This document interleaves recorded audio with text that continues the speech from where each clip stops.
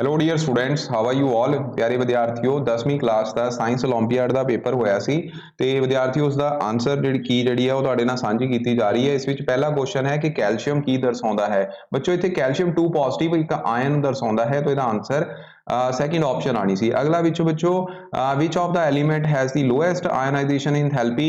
देखो विद्यार्थियों, ये सारी जड़ियां ने ये बरेलियम, बेटा, मांगे, कार, सफारी, बाप, राजी ਤੇ ਬੱਚੋ ਇਹ ਸਾਰੇ ਜਿਹੜਾ ਨੇ ਇਹ ਸੈਕਿੰਡ ਗਰੁੱਪ ਹੈਗਾ ਬਰੀਲੀਅਮ ਦਾ। तो ਇਹਦੇ ਵਿੱਚ ਵਿਦਿਆਰਥੀਓ ਜੇਕਰ ਤੁਸੀਂ ਥੱਲੇ ਨੂੰ ਜਾਓਗੇ ਤਾਂ ਆਇਨਾਈਜੇਸ਼ਨ ਇੰਥੈਲਪੀ ਡਿਕਰੀਜ਼ ਕਰਦੀ ਹੈ। ਇੱਥੇ ਬੇਰੀਅਮ ਜਿਹੜਾ ਹੈ ਉਹ ਆਪਸ਼ਨ ਆਉਣਾ ਸੀ ਜਿਸ ਦੀ ਆਇਨਾਈਜੇਸ਼ਨ ਇੰਥੈਲਪੀ ਯਾਨੀ ਕਿ energy required to remove the electron from the outermost shell from its gaseous state atom.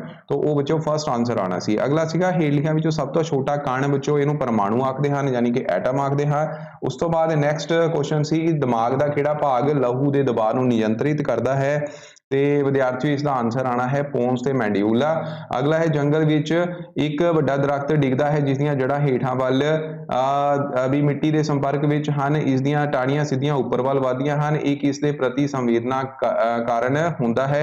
तो ਵਿਦਿਆਰਥੀਓ ਇੱਕ ਗ੍ਰੈਵਿਟੀ ਦਾ ਇਹਦਾ ਆਨਸਰ ਪੱਕਾ ਹੀ ਹੈ, ਠੀਕ ਹੈ। ਉਸ ਤੋਂ ਬਾਅਦ ਵਿਦਿਆਰਥੀਓ ਮੇ ਬੀ ਇਹਦੇ ਵਿੱਚ ਵਾਟਰ ਹੋਵੇ, ਠੀਕ ਹੈ। तो ਗ੍ਰੈਵਿਟੀ ਵੀ ਜਿਹੜਾ ਲਾਈਟ ਵੀ ਜਿਹੜੀ ਆ ਉਹ ਪੋਸੀਬਿਲਿਟੀ ਹੋ ਸਕਦੀ ਹੈ ਕਿਉਂਕਿ ਟਾਹਣੀਆਂ ਜਿਹੜੀਆਂ ਸਿੱਧੀਆਂ ਉੱਪਰ ਵੱਲ ਵੱਧ ਰਹੀਆਂ ਨੇ। तो वाटर ਜਿਹੜਾ ਹੈ वाटर विल बी रिस्पॉन्सिबल ਕਿ ਉਹਨੂੰ ਜਿਹੜੇ ਨੋਰਿਸ਼ਮੈਂਟ ਉੱਥੇ ਦੇ ਰਿਹਾ ਹੈ। तो थर्ड ऑप्शन ਇਹਦਾ राइट आंसर ਹੋਣਾ ਚਾਹੀਦਾ।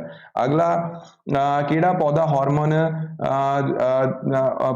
ਹਾਰਮੋਨ ਪੌਦੇ ਦੇ ਪੱਕੇ ਹੋਏ ਫਲਾਂ ਤੇ ਪੱਤਿਆਂ ਨੂੰ ਡਿੱਗਣ ਵਿੱਚ ਜ਼ਿੰਮੇਵਾਰ ਹੁੰਦਾ ਹੈ। ਬੱਚੋ ਇਹਦਾ ਆਨਸਰ ਐਬਸਿਸਿਕ ਐਸਿਡ ਜਿਹੜਾ ਹੈ ਆਉਣਾ ਸੀ। ਹੇਠ ਲਿਖਿਆਂ ਵਿੱਚੋਂ ਕਿਹੜੇ ਜੋਬਨ ਦੇ ਸਮੇਂ ਪਤਾਲੂ ਦੇ ਕਾਰਜ ਨਹੀਂ ਕਰਦੇ ਹਨ।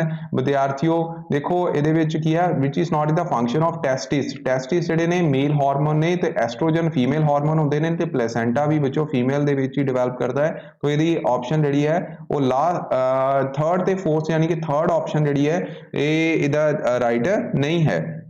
ਮਨੁੱਖੀ ਸ਼ੁਕਰਾਣੂ ਤੇ ਯੁਗਮਜ ਦੇ ਗੁਣਸੂਤਰਾਂ ਦੀ ਸੰਖਿਆ ਦਾ ਅਨੁਪਾਤ ਕਿੰਨਾ ਹੁੰਦਾ ਹੈ। ਵਿਦਿਆਰਥੀਓ ਇਸ ਦਾ ਅਨੁਪਾਤ ਜਿਹੜਾ ਹੈ ਐਕਚੁਅਲ ਦੇ ਵਿੱਚ ਇਸ ਦਾ ਅਨੁਪਾਤ 2:1 ਹੁੰਦਾ ਹੈ, 2:1। ਉਸ ਤੋਂ ਬਾਅਦ ਨੈਕਸਟ ਸੀਗਾ ਗੁਰਪ੍ਰੀਤ ਮੈਡੀਕਲ ਜਾਂਚ ਲਈ ਗਿਆ ਤੇ ਉਸਨੂੰ ਪਤਾ ਲੱਗਿਆ ਕਿ ਉਸਦੀ ਅੱਖ ਦੀ ਲੈਂਸ ਦੀ ਵਧੀ ਹੋਈ ਹੈ, ਲੈਂਸ ਵਰਕਤਾ ਵਧੀ ਹੋਈ ਹੈ ਤੇ ਉਹ ਹੇਠ ਲਿਖਿਆਂ ਵਿੱਚੋਂ ਕਿਸ ਦੋਸ਼ ਦਾ ਸ਼ਿਕਾਰ ਹੈ। ਤਾਂ ਵਿਦਿਆਰਥੀਓ ਦੇਖੋ ਜਦੋਂ ਕਿਸੇ ਵੀ ਅੱਖ ਦੀ ਜਦੋਂ ਆਪਾਂ ਡਾਕਟਰ ਕੋਲ ਜਾਂਦੇ ਹਾਂ ਤਾਂ ਡਾਕਟਰ ਸਾਡੀਆਂ ਅੱਖਾਂ ਨੂੰ ਨਾ ਇਦਾਂ ਹੱਥ ਲਾ ਕੇ ਦੇਖਦੇ ਨੇ ਕਿ ਕਰਵੇਚਰ ਐਕਸੈਸਿਵ ਤਾਂ ਨਹੀਂ ਹੋ ਗਿਆ। ਜਦੋਂ ਕਰਵੇਚਰ ਐਕਸੈਸਿਵ ਹੋਵੇ ਤਾਂ ਉਹਨੂੰ ਬੱਚੋ ਮਾਇਓਪੀਆ ਆਖਦੇ ਹਨ, ਠੀਕ ਹੈ। ਕੀ ਆਖਦੇ ਹਨ? ਮਾਇਓਪੀਆ, ਜੋ ਕਿ ਯੰਗਸਟਰ ਦੇ ਵਿੱਚ ਜ਼ਿਆਦਾਤਰ ਹੁੰਦਾ ਹੈ। ਤੁਹਾਨੂੰ ਵੀ ਜੇਕਰ ਤੁਹਾਨੂੰ ਵੀ ਆਈ ਸਾਈਟ ਵੀਕ ਹੈ ਤਾਂ ਜੇ ਡਾਕਟਰ ਕੋਲ ਜਾਓ ਤਾਂ ਤੁਹਾਡੇ ਹੱਥ ਲਗਾ ਕੇ ਜ਼ਰੂਰ ਦੇਖਣਗੇ।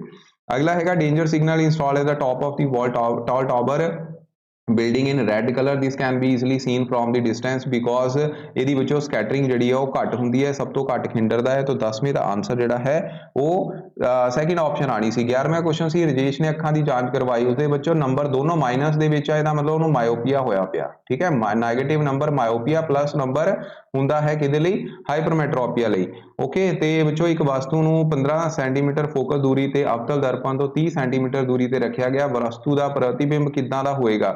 ਦੇਖੋ ਵਿਦਿਆਰਥੀਓ ਜਿਹੜੀ ਆਬਜੈਕਟ ਹੈਗੀ ਆ ਉਹ 30 ਸੈਂਟੀਮੀਟਰ ਤੇ ਰੱਖੀ ਹੋਈ ਇਨ ਫਰੰਟ ਆਫ ਕਨਕੇਵ ਮਿਰਰ, ਜਿਹਦੀ ਫੋਕਲ ਲੈਂਥ ਕਿੰਨੀ ਹੈ 15 ਹੈ, ਇਹਦਾ ਮਤਲਬ ਡਬਲ ਡਿਸਟੈਂਸ ਤੇ ਰੱਖਿਆ ਹੋਇਆ, ਠੀਕ ਹੈ। ਤੇ ਇਹਦਾ ਮਤਲਬ ਹੈ C ਤੇ ਰੱਖਿਆ ਹੋਇਆ, ਤਾਂ C ਤੇ ਰੱਖਿਆ ਤਾਂ C ਤੇ ਇਮੇਜ ਬਣਨਾ ਤੇ ਇਮੇਜ ਦੀ ਜਿਹੜੀਆਂ ਪ੍ਰੋਪਰਟੀਜ਼ ਨੇ ਇੱਥੇ, ਠੀਕ ਹੈ, ਉਹ ਪ੍ਰੋਪਰਟੀਜ਼ ਕਿੱਦਾਂ ਹੋਣਗੀਆਂ? ਇੱਕ ਤਾਂ ਉਹ ਵਾਸਤਵਿਕ ਬਣੇਗਾ, ਦੂਸਰਾ ਉਲਟਾ ਬਣੇਗਾ ਤੇ ਵਸਤੂ ਦੇ ਆਕਾਰ ਦੇ ਬਰਾਬਰ ਹੋਏਗਾ। ਇਹਦਾ ਮਤਲਬ ਆਪਸ਼ਨ ਨੰਬਰ 4 ਜਿਹੜੀ ਹੈ ਇਹਦਾ ਰਾਈਟ ਆਨਸਰ ਹੋਏਗਾ, ਠੀਕ ਹੈ। ਉਸ ਤੋਂ ਬਾਅਦ ਨੈਕਸਟ ਕੁਐਸਚਨ ਹੈਗਾ ਕਿ student conduct an experiment using a convex mirror, he place the object at a place of a distance of 60 meter in front of the lens, observe the image formed at the distance of 30 centimeter behind the lens, ठीक है। Power of lens ਹੁਣ ਕਿੰਨੀ ਹੈ? ਦੇਖੋ power of lens ਇਹਦੇ ਵਿੱਚ ਬੱਚੋ ਕਿੰਨੀ ਆਏਗੀ 5 ਡਾਇਪਟਰ। ਇਹਦਾ ਜਦੋਂ ਤੁਸੀਂ ਸੋਲਵ ਕਰੋਗੇ ਤਾਂ 5 ਡਾਇਪਟਰ ਪਾਵਰ ਜਿਹੜੀ ਹੈ ਉਹ ਆਣੀ ਹੈ, ਠੀਕ ਹੈ। ਇਹਨੂੰ ਸੋਲਵ ਕਰਕੇ ਤੁਹਾਨੂੰ ਪਹਿਲਾਂ ਫਾਈਂਡ ਆਊਟ ਕਰਨਾ ਪੈਣਾ। ਉਸ ਤੋਂ ਬਾਅਦ ਨੈਕਸਟ 14 ਜਿਹੜਾ ਹੈ ਇੱਕ object place at the 10 centimeter in front of the concave mirror which produces the upright image and the radius of curvature would be, radius of curvature ਕਿੰਨਾ ਹੋਣਾ ਚਾਹੀਦਾ ਹੈ ਉਹ ਬੱਚੋ ਦੇਖੋ ਇੱਥੇ 20 ਤੋਂ ਜ਼ਿਆਦਾ ਹੋਏਗਾ, ਠੀਕ ਹੈ। 20 ਸੈਂਟੀਮੀਟਰ ਕਿਲੋਮੀਟਰ ਤੋਂ ਜ਼ਿਆਦਾ ਹੋਏਗਾ ਤਾਂ ਇਹਦਾ ਆਂਸਰ 4 ਆਣਾ ਸੀਗਾ। ਅਗਲਾ 15ਵਾਂ ਕੁਐਸਚਨ ਹੈਗਾ ਕਿ ਸ਼ਹਿਦ ਦੀ ਮੱਖੀ ਦੇ ਡੰਗ ਦਾ ਇਲਾਜ ਡੈਸ਼ ਨਾਲ ਕੀਤਾ ਜਾ ਸਕਦਾ ਹੈ ਜੋ ਸ਼ਹਿਦ ਦੇ ਮੱਖੀ ਦੁਆਰਾ ਛੱਡੇ ਗਏ ਰਸਾਇਣਿਕ ਪ੍ਰਭਾਵ ਦਾ ਉਸਾਸੀਨ ਕਰ ਸਕੇ। ਤਾਂ ਇਹਦੇ ਲਈ ਵਿੱਚੋਂ ਬੇਕਿੰਗ ਸੋਡਾ ਆਪਾਂ ਯੂਜ਼ ਕਰਾਂਗੇ। ਅਗਲੇ ਦਾ ਕੁਐਸਚਨ ਜਿਹੜਾ ਸੀ ਉਹ which of the following salt acidic solution will dissolve in water. ਇਹਦੇ ਵਿੱਚ ਅਮੋਨੀਅਮ ਕਲੋਰਾਈਡ ਨੂੰ ਜੇਕਰ ਤੁਸੀਂ ਪਾਣੀ ਦੇ ਵਿੱਚ ਡਿਸੋਲਵ ਕਰੋ ਤਾਂ ਵਿੱਚੋਂ ਤੁਹਾਨੂੰ ਐਸਿਡਿਕ ਸਾਲਟ ਜਿਹੜਾ ਹੈ ਉਹ ਮਿਲੇਗਾ। ਠੀਕ ਹੈ, ਐਸਿਡਿਕ ਸਾਲਟ ਇਸ ਕਰਕੇ ਕਿਉਂਕਿ ਇਹਦੇ ਵਿੱਚ ਐਸਿਡਿਕ ਐਸਿਡ ਜੋ ਹਾਈਡਰੋਕਲੋਰਿਕ ਐਸਿਡ ਸਟਰੋਂਗ ਐਸਿਡ ਹੁੰਦਾ ਹੈ। ਦੋ ਚੁੰਬਕਾਂ ਦੇ ਬਲ ਰੇਖਾਵਾਂ ਇੱਕ ਦੂਜੇ ਨੂੰ ਕਦੇ ਵੀ ਨਹੀਂ ਕੱਟਦੀਆਂ, ਨੈਵਰ ਇੰਟਰਸੈਕਟ ਈਚ ਅਦਰ। तो ਇਹਦਾ ਆਨਸਰ ਜਿਹੜਾ ਹੈ ਉਹ ਸੈਕਿੰਡ ਆਪਸ਼ਨ ਆਣਾ ਸੀ। ਅਗਲਾ ਵਿੱਚੋਂ 18ਵਾਂ ਕੁਐਸਚਨ ਹੈ ਗੰਗਾ ਦੀ ਸਫਾਈ। ਇਹ ਬੱਚੋ ਛੋਟੀਆਂ ਕਲਾਸਾਂ ਦੇ ਵਿੱਚ ਵੀ ਕੁਐਸਚਨ ਅੱਜ ਆਇਆ ਸੀਗਾ, तो ਇਹਦਾ ਆਨਸਰ 1985 ਆਣਾ ਸੀ। ਠੀਕ ਹੈ, ਅਗਲਾ ਕੁਐਸਚਨ ਹੈਗਾ ਬੱਚੋ ਕਿ ਸੂਰਜ ਦੀਆਂ ਕਿਰਨਾਂ ਤੋਂ ਸਾਨੂੰ ਗਰਮੀ ਦਾ ਅਹਿਸਾਸ ਹੁੰਦਾ ਹੈ। ਸੂਰਜ ਦੀਆਂ ਉਹ ਵੀ ਕਰਨਾ ਜਿਨ੍ਹਾਂ ਕਰਕੇ ਸਾਨੂੰ ਗਰਮੀ ਦਾ ਅਹਿਸਾਸ ਹੁੰਦਾ ਹੈ ਡੈਸ਼ ਵੀ ਕਰਨਾ ਹੁੰਦੀਆਂ ਹਨ। ਹਾਂਜੀ ਬੱਚੋ, तो ਇਹਦਾ ਆਨਸਰ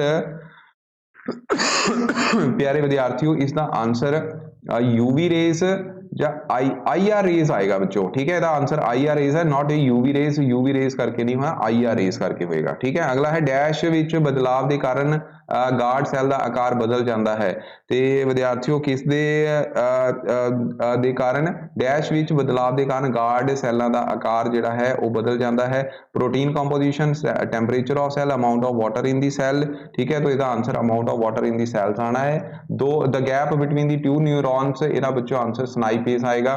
जनसंख्या का एक समूह दो समूहों में वंडिया जाता है, इन्हां समूहों नूं सुतंत्र स्पीच कह सकते हाँ जेकर वो। ठीक है, देखो a group of population splitting into the two population can be called two independent species only when they are। ठीक है, वो की होणगे बच्चों 22वें का आंसर जिहड़ा है वो बच्चों आना है आपस ਵਿੱਚ ਜਨਨ ਕਰਨ ਦੀ ਅਸਮਰਥ ਹੋਣ, ਤਾਂ ਕਰਕੇ ਉਹਨਾਂ ਨੂੰ ਕੀ ਹੈਗਾ ਦੋ ਸਮੂਹਾਂ ਦੇ ਵਿੱਚ ਵੰਡਿਆ ਜਾ ਸਕਦਾ ਹੈ। ਅਗਲਾ ਕੁਐਸਚਨ ਹੈਗਾ ਪਰਮਾਣੂ ਸੰਖਿਆ ਦਾ ਕਿਹੜਾ ਜੋੜਾ ਇੱਕ ਸਮੂਹ ਨਾਲ ਸੰਬੰਧਿਤ ਹੈ। The pair of atomic number which belong to the same group ਦੇ ਵਿੱਚ ਕਿਹੜੇ ਨੇ सेम ग्रुप ਦੇ ਵਿੱਚ ਵਿਦਿਆਰਥੀ ਇਹਦੇ ਵਿੱਚ ਕਿਹੜਾ ਹੋਏਗਾ। ਦੇਖੋ 2 ਤੇ 17 ਤਾਂ ਕਲੋਰੀਨ ਹੈ, 2 ਹੀਲੀਅਮ ਹੈਗਾ, ਇਹਦਾ ਮਤਲਬ ਇਹ ਤਾਂ ਆਣਾ ਨਹੀਂ ਹੈ। ਠੀਕ ਹੈ, 9 ਕੀ ਹੁੰਦਾ ਹੈ, 9 ਤੁਹਾਨੂੰ ਪਤਾ ਹੋਏਗਾ ਫਲੋਰੀਨ ਹੈ ਤੇ 14 ਜਿਹੜਾ ਹੈ ਇਹ ਵਿੱਚੋਂ ਸਿਲੀਕॉन ਹੁੰਦਾ ਹੈ। तो ਇਹਦੇ ਵਿੱਚ 12 ਤੇ 20 ਜਿਹੜਾ ਹੈ ਉਹ ਤੁਸੀਂ ਦੇਖ ਸਕਦੇ ਹੋ 2 8 8। ठीक है, तो ਇਹਦੇ ਵਿੱਚ 2 ਜਮਾ 8 ਕਿੰਨੇ ਹੋ ਗਏ 10। 12 ਜਿਹੜਾ ਹੈ ਮੈਗਨੀਸ਼ੀਅਮ ਹੈ। ठीक है, 12 ਮੈਗਨੀਸ਼ੀਅਮ ਹੁੰਦਾ ਹੈ ਔਰ ਮੈਗਨੀਸ਼ੀਅਮ ਮੈਂ ਤੁਹਾਨੂੰ ਹੁਣੀ ਦੱਸਿਆ ਹੈ ਬੇਟਾ मांगे कार सफारी। ठीक है, तो मैग्नीशियम और कैल्शियम दोनों इको ही ग्रुप ਦੇ ਵਿੱਚ ਆਉਂਦੇ ਨੇ, तो ਇਸ ਕਰਕੇ ਇਹਦਾ ਆਨਸਰ ਜਿਹੜਾ ਹੈ ਉਹ 4th ਆਪਸ਼ਨ ਆਣਾ ਹੈ। ਹੇਠ ਲਿਖਿਆਂ ਵਿੱਚੋਂ ਕਿਸ ਲੂਣ ਦਾ ਘੋਲ ਰੰਗਹੀਨ ਹੁੰਦਾ ਹੈ। ਵਿਦਿਆਰਥੀਓ ਇੱਥੇ ਐਲੂਮੀਨੀਅਮ ਸਲਫੇਟ ਆਣਾ ਹੈ। ਐਲੂਮੀਨੀਅਮ ਸਲਫੇਟ ਦਾ ਰੰਗ ਜਿਹੜਾ ਹੈ ਉਹ ਕੋਈ ਨਹੀਂ ਹੁੰਦਾ। ਨੈਕਸਟ ਕੁਐਸਚਨ ਹੈ ਤੁਹਾਡੇ ਕੋਲ ਲੈਡ ਨਾਈਟ੍ਰੇਟ ਦਾ ਘੋਲ ਹੈ, ਤੁਸੀਂ ਇਸ ਤੋਂ ਪੀਲਾ ਅਭਿਖੇਕ ਪ੍ਰਾਪਤ ਕਰਦੇ ਹੋ। ਹੇਠ ਲਿਖਿਆਂ ਵਿੱਚੋਂ ਕਿਸ ਘੋਲ ਨਾਲ ਕਿਰਿਆ ਕਰੋਗੇ। ਤਾਂ ਵਿਦਿਆਰਥੀਓ ਇਹਦੇ ਵਿੱਚ ਕੀ ਹੈ ਲੈਡ ਨਾਈਟ੍ਰੇਟ ਨੂੰ ਤੁਸੀਂ ਇਹਦੇ ਵਿੱਚ ਪੋਟਾਸ਼ੀਅਮ क्लोराइड ਦੇ ਨਾਲ ਜਾਂ ਫਿਰ पोटाशियम आयोडाइड ਦੇ ਨਾਲ ਰਿਐਕਸ਼ਨ ਕਰੋਗੇ ਤਾਂ ਵਿੱਚੋਂ ਇਹ ਤੁਹਾਨੂੰ ਕੁਐਸਚਨ ਹੈਗਾ ਇਹ ਸਿਲੇਬਸ ਦੇ ਵਿੱਚ ਹੀ ਹੈ। पोटाशियम आयोडाइड ਦੇ ਨਾਲ ਰਿਐਕਸ਼ਨ ਹੋਣੀ ਹੈ। ਹੇਠ ਲਿਖਿਆਂ ਵਿੱਚੋਂ ਕਿਹੜਾ ਇੱਕ ਕਾਰਬਨਿਕ ਤੇਜ਼ਾਬ ਨਹੀਂ ਹੈ। ਕਾਰਬਨਿਕ ਤੇਜ਼ਾਬ यानी कि ऑर्गेनिक एसिड ਕਿਹੜਾ ਨਹੀਂ ਹੈ। ਦੇਖੋ इथेनॉइक ऑर्गेनिक है, लैक्टिक एसिड ऑर्गेनिक है, सिट्रिक एसिड ऑर्गेनिक है, तो फर्स्ट ऑप्शन ਇਹਦਾ राइट आंसर ही ਹੋਏਗਾ। अगला हैगा कि दिते गए अरेंजमेंटा विचों what will be the effective resistance. इन्हां दोनों नूं डायरैक्ट जोड़ देना है। 3 जमा 3 किन्ने होगा 6, उस तो बाद 1/6 जमा 1/3 इन्हां नूं LCM लैके जदों तुसीं सॉल्व करोगे ठीक है 1/r